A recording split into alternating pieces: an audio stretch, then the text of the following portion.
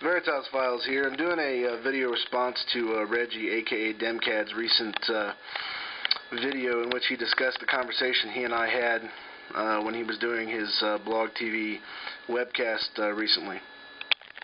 We were discussing martial law, what would happen in that circumstance, and he and I had a difference of opinion. Now, Reggie thinks that my point of view is uninformed and delusional and unrealistic. And I actually think that Reggie is the one who's uninformed, delusional, and unrealistic. And I can't really blame him. He's a young guy. He probably hasn't thought about this to any great degree. And what he has heard has been from well-meaning people who, in their own minds would like to foment revolution. So I can kind of see where he's coming from. However, that doesn't mean that his point of view has any relationship with reality. I do believe mine does, and I think I can demonstrate such. Basically, the conversation was that Reggie thought if just 1% of the American population were to rebel, that the American government would essentially be overwhelmed and unable to respond effectively in that circumstance. And for a time, that is possible, I think, for a time. But of course, the 3 million people that would be rebelling would be spread all across the United States, thereby diffusing their actual power, and given enough time, i.e. weeks or months, the government would be able to control that situation relatively easily, though a lot of people would probably be imprisoned and or killed. But there's a few things that we said in the conversation that I want to talk about. Reggie inaccurately, I'm not going to call it a lie, but inaccurately said that I said there would be law and order in America no matter what in that circumstance. I did not say that. What I said was essentially that the government would maintain control. And by control, I just mean ordered chaos. I do not mean that there would be no law violations, that there would be no crime or anything of the sort. In a rebellion or an insurrection or a civil war, there is not going to be a state of harmony in the United States, despite what anyone might believe. Law and order will not persist or exist in very many places, and to the extent that it does, it will be to the bare minimum needed to keep society functioning. And that, of course, will be done by government. Reggie also said that I said the military was going to raise an army of 30 million in that circumstance. I did not say that. I said they could. That's what they could do. I believe that's fully possible. I think once you move beyond the 10 to 15% range of the population, you're getting into the area where that's becoming impossible. You're not going to get everybody to respond to a draft, for example. So 10, 12%, something like that, that's about the maximum. But 30 million is doable given that we have about 310 million people living in the United States. Why do I think that? Why do I think that? Well, if we look at the CIA World Fact Book, and I don't know if you guys can read this or not, it's hard telling, and we look at manpower available for military service, well, we see that number is pretty high. It's well above 30 million. But let's look at manpower fit for military service. That's still well above 30 million. And remember, we're not even counting women, okay? And there are women in the military, okay? We're not even counting women right now. If we just counted men, essentially all you'd have to get to about 30 million is half of all men fit for military service. Now, how many men do you think would volunteer for military service if that was a great way, possibly the only way, of getting a steady food supply for themselves and possibly their family? How many? That's right, a lot.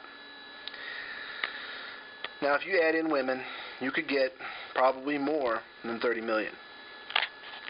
And why do I think that this is possible just based on the numbers? Well, I don't. It's not just based on the numbers. The fact is, we've done this before. We ran a depression in the 1930s. We didn't really get out of it until the mid-40s. But guess what happened within 4 years? And this was not internal conflict, this was external conflict. Internal conflict would be much more energizing to the government. Okay? This was external conflict, and we achieved a military strength of approximately 16 million people. That's over 11% of the American population at the time, which stood at approximately 139,928,165. Okay? We had approximately 11.2 million men in the Army, about 4.2 in the Navy, and about 660,000 in the Marines. And as you'll remember, the Air Force at that time didn't exist in its current form. It was part of the Army. My point is simply that we've done it before. If all hell broke loose in this country, they would do it again. And, of course, Reggie doesn't think that the military or the government would be able to feed its own minions. Okay, this is false. And the reason it's false is because, like all other governments that can truly be called governments, they have a monopoly or a near monopoly on the use of coercive force. Okay? The government has the capacity to seize every farm in the country. You don't. Rebels don't. Could they seize a farm or a group of farms? Absolutely. But the government has an advantage. They can seize every farm. They have a communications advantage. They have a weapons advantage. They have a people power advantage. Okay? You don't have that. You don't have the communications. You don't have the logistics. You don't have the ammo supply. You don't have the experience. You don't have the technology. Okay? I'm just being practical. Okay? I'm not saying whether I'm for or against anything, quite frankly. It would be great if we had a revolution and turned the clock back so that we were actually following the Declaration of Independence and the Constitution. But the fact is, we haven't been doing that for years, and the time for an actual revolution that would bring us back to those documents has long since passed. I respect and admire those people that want a revolution to bring us back to our founding documents and our founding principles, but I think that idea is simply naive. And I think Reggie's naive. He's naive for questioning whether or not I'm in law enforcement when he doesn't know me. In fact, I know him better than he knows me by tenfold, simply because he puts himself out there on such a regular basis, his face, his personal facts. I don't do that, largely. But I think his approach is naive. If he thinks that in the context of all hell breaking loose that people would not be clamoring for a government to come in and bring law and order, he's crazy. Not only are 50% or more of the population of the United States trained to rely on government and think of government as a solution, but in the context of all Americans losing virtually all of their creature comforts, they would love, most of them, to see these guys, because then there would be less chance of them being raped, pillaged, and killed for what they have, or maybe even for fun. And if Reggie thinks I'm naive, I just have to say, prove your case, buddy. Prove your case. There's nothing that I said that is unrealistic or impossible. And in fact, it's happened before. We've done it before. We could do it again. Will we? No. I think the more realistic number, if all hell broke loose, is probably somewhere between 6 and 16 or 18 million troops, if they had to. I don't think that's going to happen.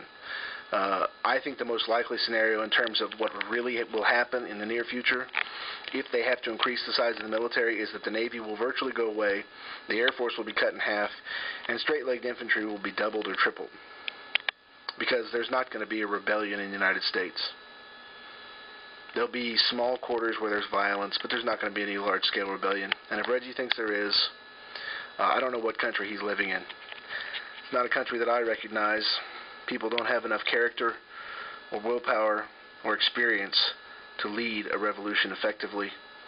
And if he was thinking about it, he'd know that. Thanks, guys. I'll do another video some other time.